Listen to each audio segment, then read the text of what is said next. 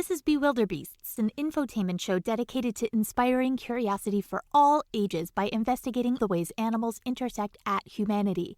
I am not a historian, an ethologist, a researcher, a scientist, a zoologist, a trained audio engineer, or an expert in, well, anything. Y'all, I'm lucky if I can remember to put my clean laundry in the dryer before it gets funky. And while I make every effort to present things as accurately as I can with a fun flair, I'm going to mess up. And that's okay. I hope I've given you a nice place to jump off from on your own adventures into curiosity, or at the very least, I've given you the key to win your next round of trivia.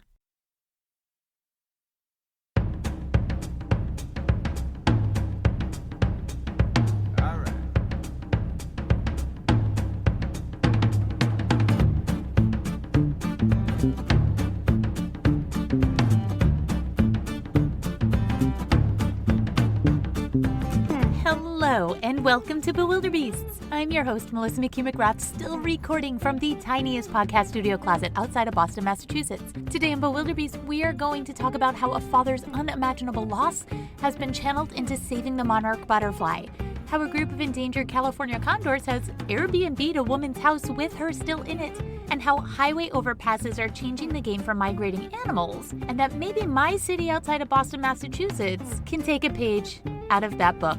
Hopefully. Okay, let's go. This is my last episode until September. It has been a really fun project for me to investigate all of these unusual ways in which animals intersect at humanity. There were lots of surprises, things I just didn't expect at all when I took this project on back in September of 2020. And I want you to think back as to what some of your favorite moments are. This is not going to be a clip show. That's not what this is. We are going to have new content today. I discussed that in the intro, but I just want you to think about, what didn't you know going into this show that you now think about today? For me, the surprises were more about the historical stories. The things I know I didn't really learn in history classes and I had learned about in these big historical deep dives in the context of animals. I think I would have done way better in my history classes, truthfully, or looked forward to them more. Memorizing dates and timelines, it's just not fun, at least not to me. But putting things in a context in order to make learning fun and tangible would have been wonderful. How could that have happened in my high school years? Well, in the immortal words of Portlandia, quote, put a bird on it. I would have been all in. But truthfully, the biggest surprise when I think about everything that we've covered was the border collie who inherited $5 million. I thought that story was just going to be a fluffy piece on animals who inherited money from the owners who died, but instead, it turned out taking a sharp left turn into certainly the darkest story that we have covered on this show about racism and the formation of the KKK and how a current statue to an absolutely evil figure in American history that I for sure had never heard about, how that tied into a cute dog who got money from her dead owner. I think that was the one that just took me by surprise the most. And while that story was dark and unexpected, it felt right to cover it in the context of what was going on culturally in America at the time that I told that story during the heat of Black Lives Matter, which I hope is a movement that continues moving forward and with the support of white people now that we, are going back to normal, and I hope we really don't. I hope we learn a lot of lessons from the last year.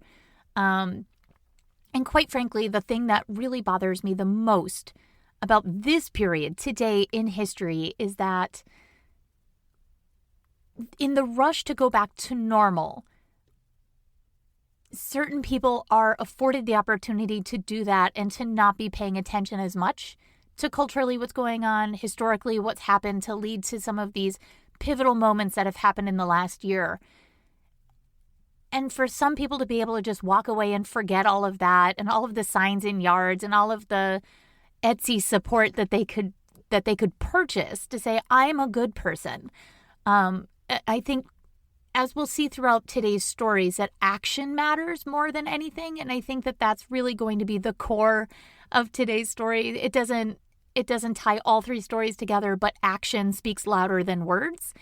And I hope that going through the summer that you guys can find ways to take action in a way that is meaningful to you, whether it's to help people, help animals, make a change for an animal or a human in your life, and just really think about how your actions can help people, not just the words that you say or the t-shirts you wear. And that story about the border collie inheriting all that money really brought that idea and that concept to the fore in a way that I had never really thought about. And especially in the time that we did that story, that's the one I think that sticks with me the most.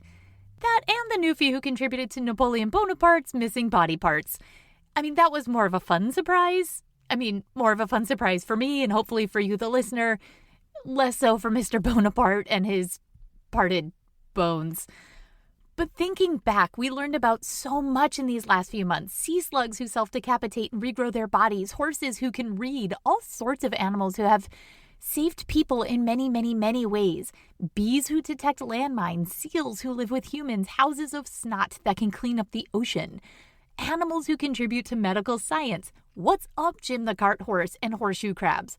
Animals who solved crimes and those who contributed to crime too.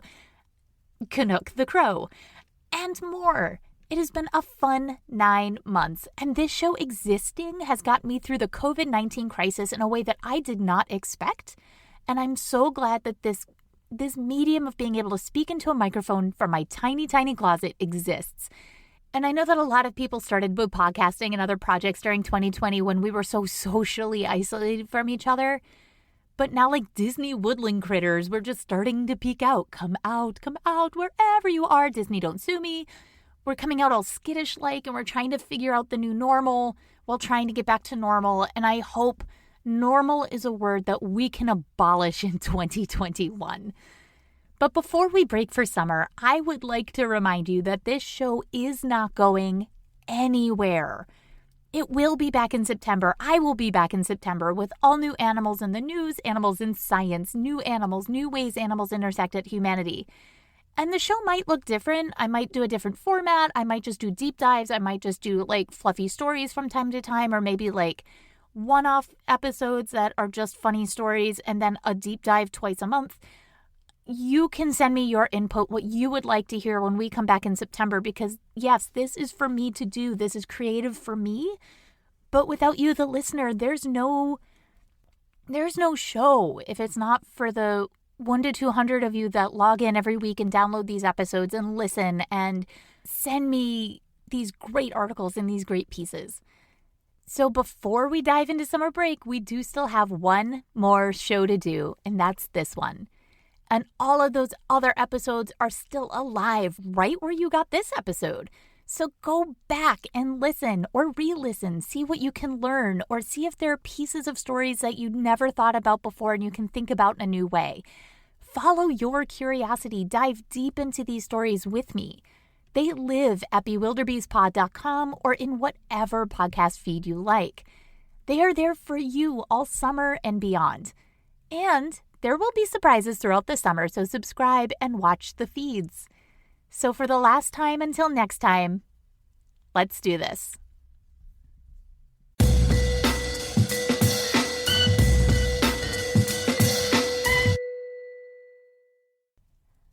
I've never seen a butterfly stay that long. That's a quote from Frank O'Donnell about a monarch butterfly. This particular butterfly came at the right time for him to notice.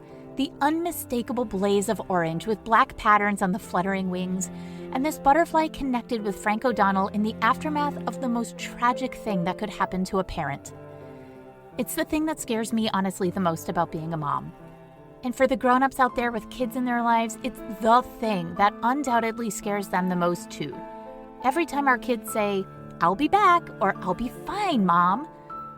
Well, Frank's 15-year-old daughter was in a minivan with her sister and friends on the way to the beach when a tire blew out.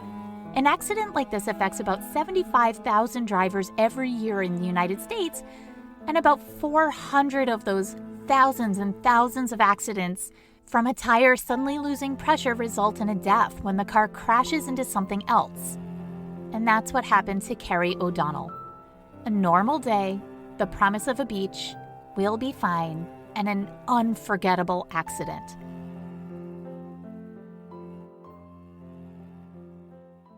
In the week after the funeral, Frank was doing what many of us do when we are faced with unimaginable grief. We try to go through the motions. And Frank was out back tossing a ball for his dog. Toss, fetch. Maybe wipe slobber off on a shirt. Toss, fetch. Wipe the slobber. Think of Carrie. Maybe look around the property without really focusing on anything. Mindlessly toss, fetch, wipe, all while thinking. Toss, fetch. Get hypnotized by an orange flutter. Think, toss, fetch. Look at the orange flutter. Think. Orange is one of Carrie's favorite colors. And then something in the fuzz came into focus. I've never seen a butterfly stay that long. In the rush of the day-to-day, we might not notice how long butterflies sit or stay. We are moving. We are go, go, go. Soccer practice, cook, pay a bill, answer a text, call mom. Oh no, I forgot to preheat the oven.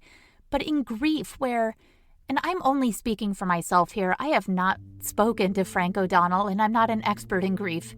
But for me, after my stepfather died, suddenly it was impossible to focus on the big things in the fog of tragedy. But the little things I could just stare at and fixate for far too long. Notice things I didn't notice before because looking up from those little things meant that I had to face bigger things that I just couldn't face yet. And while he'll say that he's not superstitious, Frank O'Donnell said that he kept thinking that it felt like she was there while he was looking at this orange butterfly staying too long. And this isn't an unusual feeling or thought. A quick zip to the Googles will net thousands of hits, some from psychics and mystics and those who put their faith in symbols and dreams. Others are Pinterest boards and tattoo shops, but for those who find meaning in butterflies, they seem to relate back to the idea of transition, change, or rebirth. And when one appears, as many suggest, it's the universe or God or whoever or our loved ones themselves trying to communicate back to us. But I'm still thinking of transformation and change and transition. And we'll come back to that idea of symbolism later in this story. But let's get back to Frank. After his butterfly visit, he decided to plant a garden with plants meant to encourage more butterflies. His friends had suggested that this would be a great way to honor Carrie in the backyard of his home. A place to sit and think and maybe tend to life. A place to welcome more life like these butterflies. Maybe he'll even see his butterfly friend again. The butterfly who reminded him of Carrie, right there in Carrie's memorial garden. It felt right. So as Kevin Costner famously said, if you build it, they will come. And come they did. But not before a blue jay sat in a tree and cursed out Frank. 'Cause birds. He took this as a sign too, as the perky, bossy bird reminded Frank of his daughter. She loved the stage, to dance, to sing, to be the center of attention from a young age. Something that she shared with Frank, who's a local comedian. So Frank O'Donnell decided to make room for the blue jays too, and he set up a bird feeder in Carrie's garden, and as birds do, they showed up. But while the blue jays made him think of Carrie, the monarch butterflies were different. Other butterflies, other birds, all of the life, the fluttering, the activity by the feeders, by the flowers, they were lovely and they created a sense of peace, but it was the orange and black monarchs that were what connected Frank most to Carrie's memory. They are truly symbolic of nature's strength and fragility, beauty and a delicate power. They only live for a few weeks, that's how insects do. And despite these delicate wings, that short lifespan, the specific diet that they need to survive against all odds, they traverse the country, 3,000 miles just to get to a volcanic mountain range in Mexico every single year. 80% of those millions of butterflies meet in 4 core groups in this impossibly hard volcano range, where they basically have the largest family reunion ever, breed, rest up, and then just do it again the next year. But there's a responsibility that we need to note here too. These butterflies are in trouble. The monarch butterfly is nearing extinction, and these beautiful touchstones of loved ones who have departed, personal transitions and change, these fascinating migratory insects that college kids get tattooed on their lower back all over this great country, are going extinct. In fact, they qualify as a federally endangered species, but the U.S. Fish and Wildlife Service decided last year against adding them to the list. It said that there were too many other species that needed protection more. And I disagree.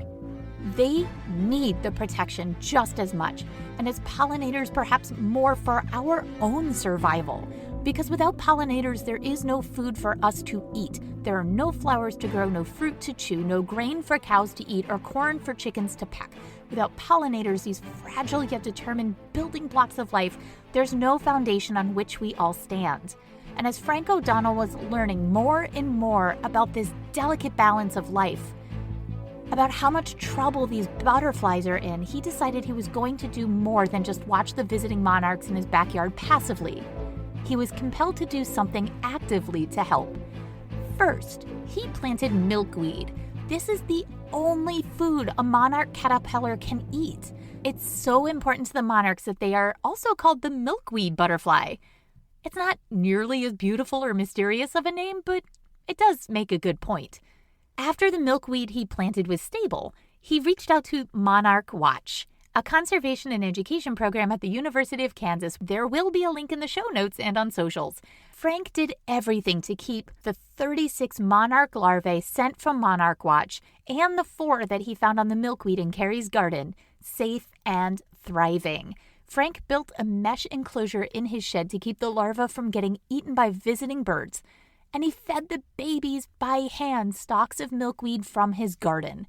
As the larvae grew bigger, eventually into caterpillars, they turned into chrysalises, and all during this process, Frank had a picture of Carrie by the enclosure, watching over the butterflies as they seemed to watch over Frank. And after a few weeks, 27 of the 40 butterfly larvae survived and became fully functional butterflies that were released into Carrie's garden, where they continued to eat and get strong, pollinate, do butterfly things, and then one day, poof, they were gone. Off on their 3,000-mile journey to a volcanic range in another country. But what they left behind were the milkweed pods, and in those pods were seeds. You could just toss them into the compost or leaf bag for your yard waste, send them along to the dump. I think that's what many people would do.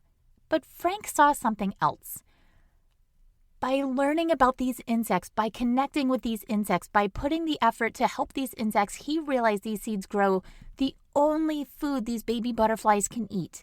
And one of the keys to their very survival lay in these pods. So Frank O'Donnell had an idea. He offered to send these milkweed seeds from his daughter's memorial garden to anyone who wants it in the country. And he has. He has gotten notes and requests from all over the United States and Canada for Carrie's seeds. He said, "I'm not saving the world, but I don't want to see these monarch butterflies disappear. Their population is dwindling, but the more milkweed that's out there, I'd say the odds are good that we can help them." And if the seeds from his daughter's garden can help the butterflies who helped him through this dark time, the butterflies who brought a little light into his life in an impossible moment, as these seeds sprout all over the country, helping the butterflies in return for her memory, well, that would be a nice ending to this tale, wouldn't it? But this tale isn't over. It's not over yet for the monarch. And before we break for summer, I want you all to think for a minute on this idea of symbolism. There are those who say that butterflies are signs of communication from those we have lost, who have gone to the great beyond, and that's a lovely thought. It's something to think about. Maybe there's something to it. But while thinking of the other accepted meaning from, again, Google, so take it with a grain of salt, that these creatures symbolize transformation and change and rebirth. And I think we'd all be hard-pressed to find a better example of transformation than that in the story of Frank O'Donnell himself, a man who is on a mission to save what is arguably the most recognizable of all the butterflies on the east coast of the United States. The most recognizable, but the most in need of help, the most in need of support, the most in need, full stop. The most in need of us all to rethink our choices to use pesticides, mow down their food because it's ugly, and crush the environment in which these delicate, fluttering beacons of magic require. And yet they fly on. On and on to Mexico, 3,000 miles, an orange band that has so many butterflies that meteorologists can pick up their unified flight on radar as they move across the states. Flyover states, as every state's a flyover state when you're a butterfly. Each flap another flutter towards the impossible, breeding grounds near volcanic mountains. And next year, they will do it again. And the next year, and the next year, and the next. But there are animals and species who need help more. So, while technically we could support efforts to help, we aren't. And wouldn't it be nice if instead of just noticing, oh, look, a butterfly, pretty, and get some sort of sense of personal self and joy, what if we found an active way to give back? It wouldn't take much to transition some of the grounds back to butterfly feeding areas so they can continue on their journey. Transform the ground for good? Instead of symbols and signs, maybe get our hands dirty and help these butterflies going through a literal rebirth as they turn from a caterpillar into goo and emerge as a butterfly. A butterfly who remembers turning into goo, but that's a whole other conversation. Could we find a way to be active to help these butterflies that are clearly so meaningful to us humans on so many levels? Again, college girls, lower backs, ankles. Frank O'Donnell said that he will never stop thinking of Carrie, that this project is a way to keep her alive. He said that grief creates a hole that's always there. Sometimes it's small, sometimes it's big. It's kind of like your iris. When there's a lot of light around, it goes small, but it's still there. It never shuts. And when it gets dark, it's wide open. It never, ever goes away. He said they brought color to the garden when there was no other color anywhere else. If you would like to help monarch butterflies with the seeds from Carrie's garden, you can send a note to frankodonnellcomedy@gmail.com. There will be a link in the show notes. I will personally be reaching out, and I hope you do too. It's worth noting that the Carrie Ann O'Donnell Memorial Fund, which gives scholarships for children to study performing arts, has a monarch in the logo.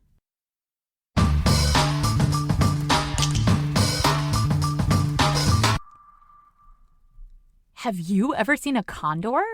They are one of the most endangered birds on the planet.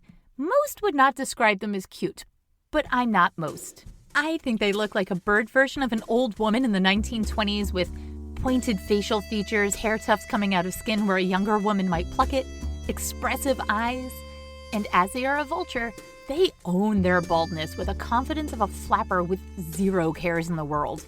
If they had fingers and thumbs, they for sure would have a long stick thing that holds a cigarette at the end. The black feather boa donning her neck, that helps too. She's absolutely listening to seedy jazz with a slow saxophone. I mean, that's how I see them. Others might just say, giant bird, ugly, bald head. They have a 9-foot wingspan, and that's 1 1/3 the length of a king-size bed, 1/3 the length of a London bus. What's up, England? And it's 1 1/5 the height of Shaq. You know, Shaquille O'Neal, their wingspan is bigger than Shaq. So you wouldn't think if they were that large that they would go unnoticed, and for one woman, they are definitely not going unnoticed. We'll get to her in a minute. But these condors once lived all over North America since before the Ice Age. They ate deceased beasts like mammoths and things of the like. Likely smaller animals too, vultures are not picky, but that's why they're so awesome at dinner parties. But as the larger animals like the mammoth died out, so did the range of the condor. Then the humans came doing what humans do, take over the land and not really give much thought to those who went before. So by 1982, I was 1 year old. So in my lifetime, there was a time that there was only 23 condors alive. 23. Today, there are around 160 of these flying creatures. It's a comeback, but I wouldn't say they're out of the woods yet. And about 15 of these 160 have decided to be the worst air, bird, and bee guests ever. They rolled in unannounced because, well, birds, and thought, hey, that railing looks like a nice place to perch and poop on. And perch and poop on that porch they did. Then they invited friends. Apparently, Cinda Mickle's house is located in an historic condor habitat. Maybe they just wanted to check in on their roots, take an historical tour, see Grandma Condor's old stomping grounds, connect with nature, get a lower back butterfly tattoo, poop on some lawn furniture, trash the patio, destroy plastic everything. It's like if Spinal Tap decided to swing by for the weekend on your deck. It's not great. Luckily, no one was hurt, and Cinda apparently likes having the birds nearby. Just over there. In the trees. Not pooping on her deck. And I can't argue with that. Insult the Comic Dog would have a few things to say about these condors for sure. But overall, the condors are making a comeback, and we can coexist. It just might be time to rent out the house for nature photographers and wildlife enthusiasts and use that money to put alternative perches for the birds in the woods near the tree line to encourage them to go over there. For more on condors and their comeback, I cannot hype this book enough. Condor Comeback by Cy Montgomery. Oh, is that name familiar? The Soul of an Octopus ring a bell? It was a bestseller in recent history, also by Cy. These books are absolutely incredible. The photography by Tia Strombeck is breathtaking. Please feel free to check out their websites, cymontgomery.com and TIANIMAL.com. Condor Comeback was a gift this year for my daughter from a friend, and Tia's photography will take your breath away.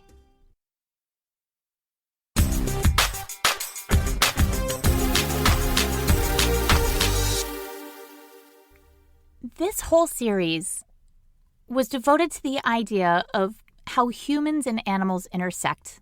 In fact, the tagline for this podcast is Animals Intersecting at Humanity.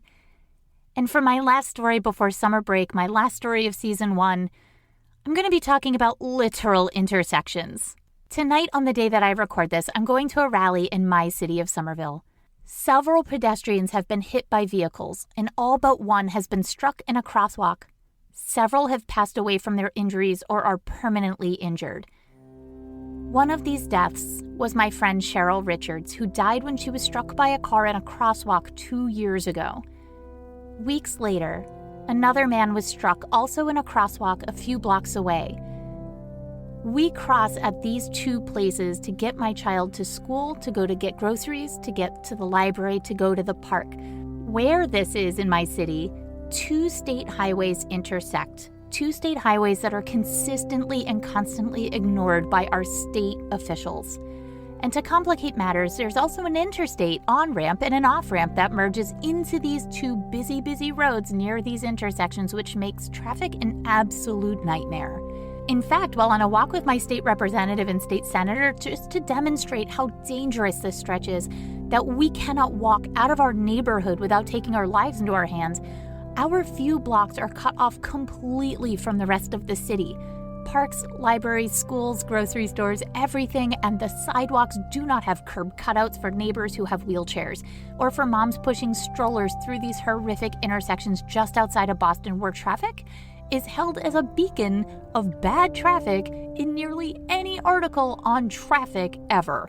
And during rush hour, my then 7-year-old kiddo waited patiently for the pedestrian light to turn on in front of my representative and my senator. The little white glowing figure of a stick indicated that it was safe for her to cross the street. And when the light came on for her, she pushed her bike into the intersection to cross, but then realized a little too late when the wall of cars came speeding toward her that the pedestrian light that she was looking at was actually facing 90 degrees the wrong way. And now she and her bike are standing in a crosswalk, and there was nothing we adults could do. She pushed her bike back and hit the curb because there was no cutout, which is, according to the Americans with Disabilities Act, something we have discussed twice on this show in very recent history, required for wheelchairs, strollers, crutches, scooters, and kids too small to carry their big kid bike up the 6-inch of curb that should have had a cutout. So there she was, standing like a deer in the oncoming daytime running lights, as a wave of rush hour cars came around the corner and she couldn't move. The senator looked on, the representative looked on, and all I could do was scream. And luckily, one of the front cars saw a 3rd grader with a ridiculous unicorn helmet and the bright teal mane meant to keep her safe from a fall, but probably saved her life that day, because what would you think if you saw that as a driver? And while the wave of cars started honking like the massholes they were at this driver who thankfully wasn't distracted, who wasn't texting and driving, unlike the dozens we saw earlier on our walk, this driver was paying attention and stopped. The car next to her also stopped a few feet before hitting my kid in a crosswalk feet from where my friend was killed because it is not safe to cross here. We were luckier than my daughter's classmate who was struck the year before heading home from school in the same area. She survived. She's fine. But she was very hurt, and her mom, like me, couldn't do anything in the moment. And the nightmares that keep them both awake at night are heartbreaking. Accidents can happen in the blink of the eye and can change everything. So we're having a rally to the lives of the people in our city in the last 2 years who have been hit by cars, nearly all of them on this small stretch of highway. The only way we can access our city that has been cut up and carved out and separated from all resources, benefits to being in a city, public services, schools, all of it. What's the point of being in a city if you have to drive? Walking is the point. And you cannot here, in the densest populated city in all of New England. And it's not Boston. It's Somerville, my home city, the town next door to the Big Mama Boston. We can have a rally with politicians and media and a city showing up and kids and survivors. We have the internet. We have Reddit threads. We have lawmakers who want to change something or get reelected or maybe both, maybe not. Lawmakers and lobbyists who will get in the way and obstruct for obstruction's sake or for money's sake, for Pete's sake. We have a podcast where maybe 100 people will hear about it this week. But we can at least try to do something by using our voices, and often it works if there's enough attention, if only someone in charge cares enough to force something to happen and cut through the red tape. Governor. And yet, this is remarkably similar to the stories in recent history about animals crossing the highways, throughways, byways, parkways, all the ways that we have sliced and diced and cut up their homes, their habitats, their access to food, which is getting scarcer, and access to water, which is getting polluteder, and they have less and less usable land to be free. So to get over there, on the other side of the street, they can't have a rally, they can't push a pedestrian crossing sign, even if it's facing the right direction. They are at our mercy. And according to National Geographic, in a 2-year window in one stretch of Utah, 98 deer, 3 moose, 2 elk, multiple raccoons, a cougar were all killed by cars, trucks, and other vehicles. A total of 106 animals on this small stretch of highway. It's unclear if there was a partridge or a pear tree involved. In just the United States, there are 21 threatened and endangered species whose existence is threatened by hit-by-car accidents, including key deer in Florida, bighorn sheep in California, and red-bellied turtles in Alabama. 200 people are killed every year on average in these interspecies accidents. Over 1 million accidents a year. Hit a deer? Expect to pay $8,000 in damages. A moose? What car? Oh, this pancake? With the threat of cars hitting animals growing, 1 to 2 million large animals hit by cars every single year, and animal deaths by our car habit are up by 50%.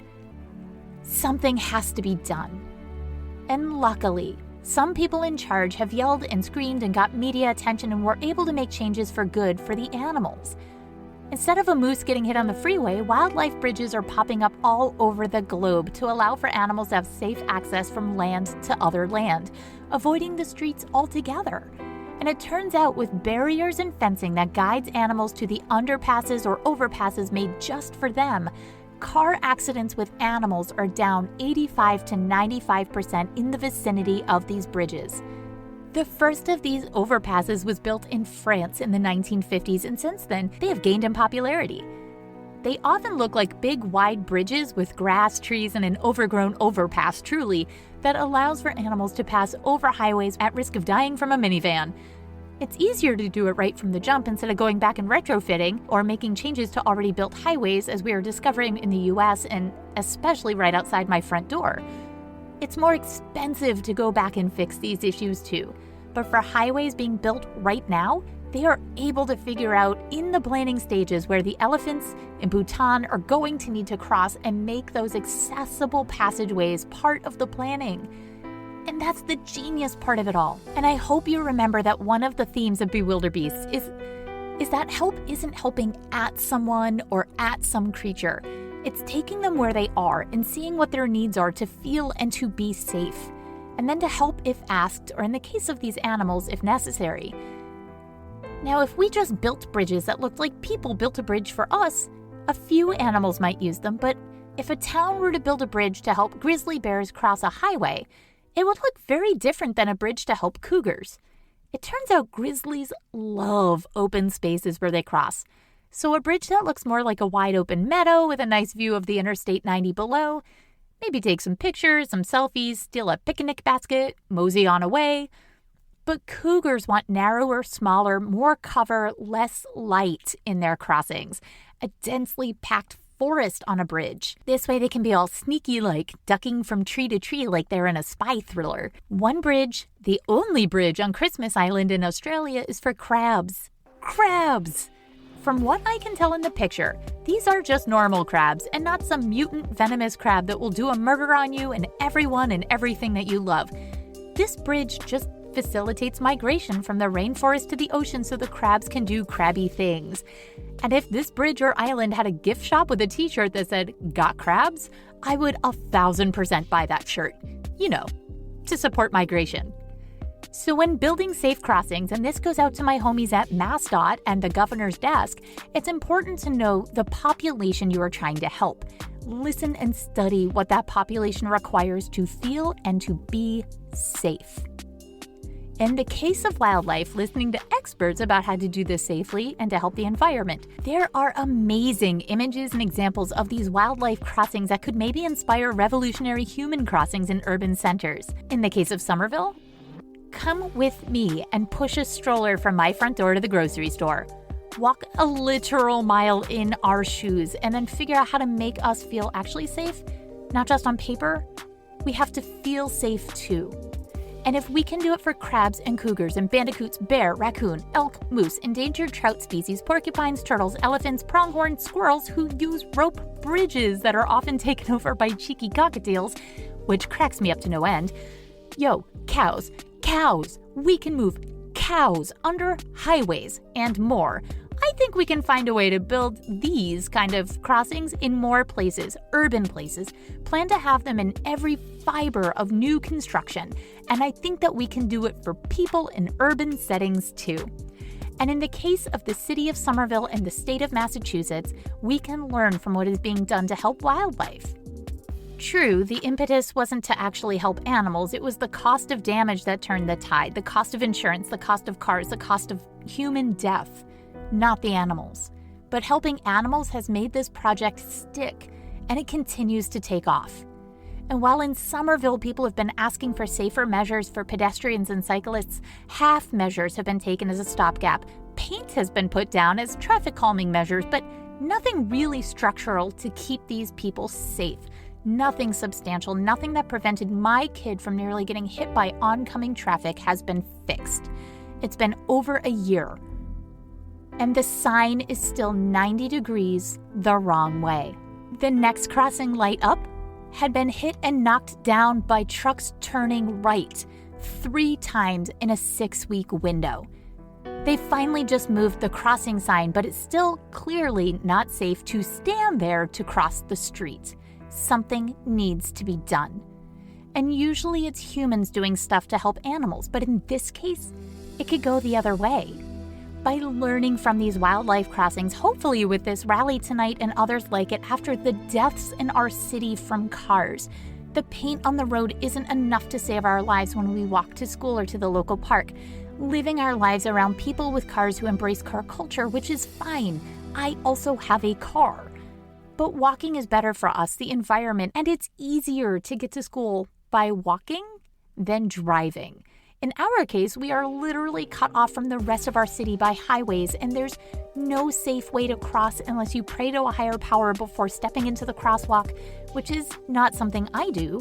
I tend to curse more like Pole the Parrot every time I cross at drivers who run at red lights or catcall me and my daughter. Ick. But maybe we can build something amazing here for people as we continue to build safe spaces for animals too. Now that's an intersection of animals and humanity I did not expect in this series. But here we are, in my own backyard, as it were. If we had a yard.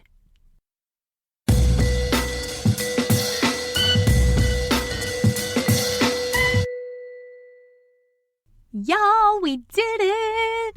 We did season 1 of Bewilderbeasts, 39 episodes in September 2020.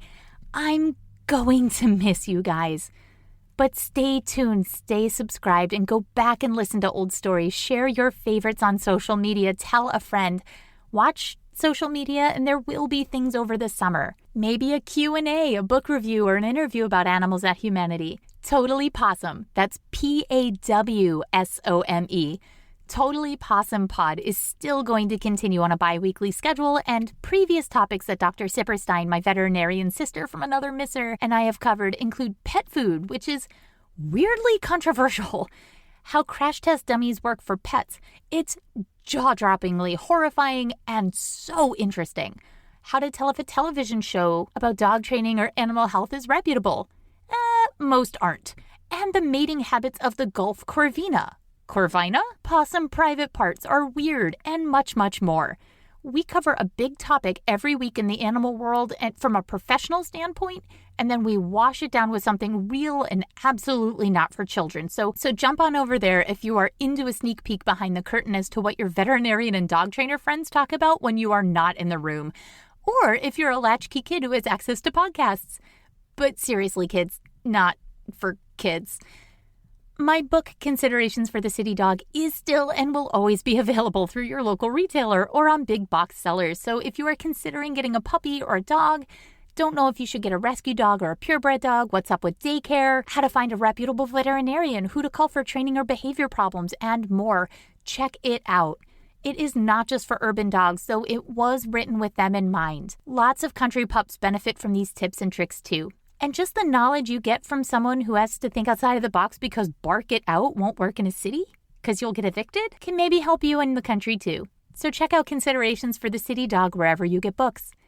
If you're an educator, librarian, or otherwise looking for content to keep kids engaged, hit me up. I will happily pull something together to help kids. I have a few presentations already on my YouTube channel for ideas, or I can cater something to your specific town, local animal lore, mascot, animal history, science lessons. Whatever you want, I'm around, and I would love nothing more to help. And thanks to Zoom, I can do it anywhere in the country. If you like podcasts, may I recommend a few you might like to get you through the summer? There's Always Sawbones. Medical history is bonkers and interesting, and had a lot of bad ideas. But it's better now. Sort of. Varmints, a lovely animal podcast about animals hosted by Paul and Donna. They are awesome. And if you like facts and trivia and news stories about animals, this is for you. They have been at this for quite some time, and they are also very supportive of this show and lots of other indie operations like this too. So go give them a listen and some love. Follow them on social media. They truly have the best animal memes. Planthropology. It's like this, but with plants and interviews. Vikram covers the weird ways in which plants influence culture, science, lore, stories, history, and more. Strange Animal Podcast, a long-time running show hosted by Kate Shaw, who has covered many interesting critters, real and imagined, with lovely stories, anecdotes, and facts. If you're a kid, you might like For the Love of Nature and Beyond Blathers.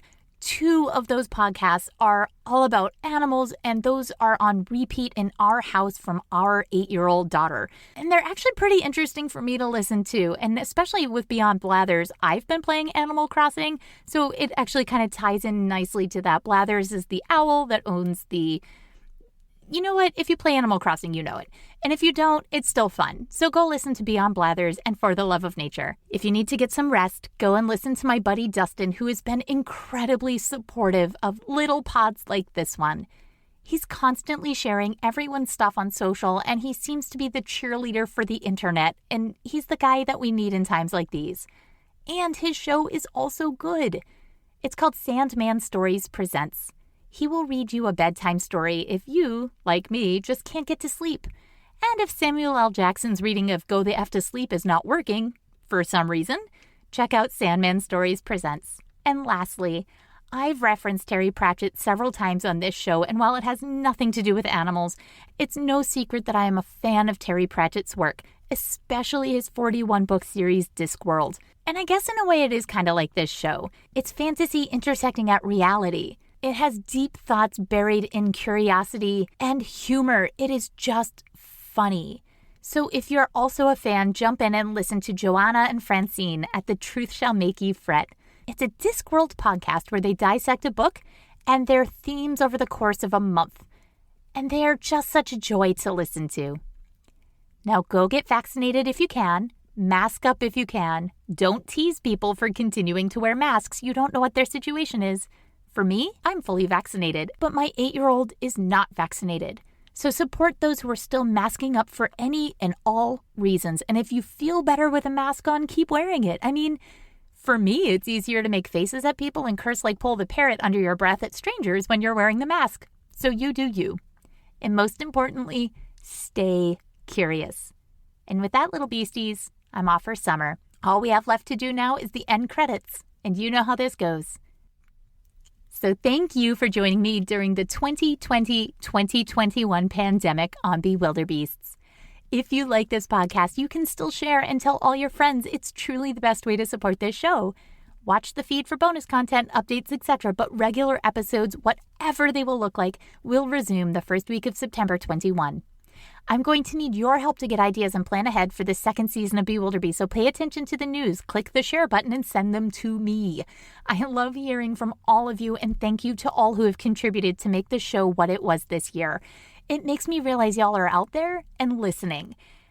Want to know how to connect with the show? Don't be shy, here's how. If there are topics that you would be interested in hearing about on the podcast, know of any historical animals who changed the world, animals who help humans, wacky animals in the news, or silly animal memes, things that you created over break, anything at all, send them into the show.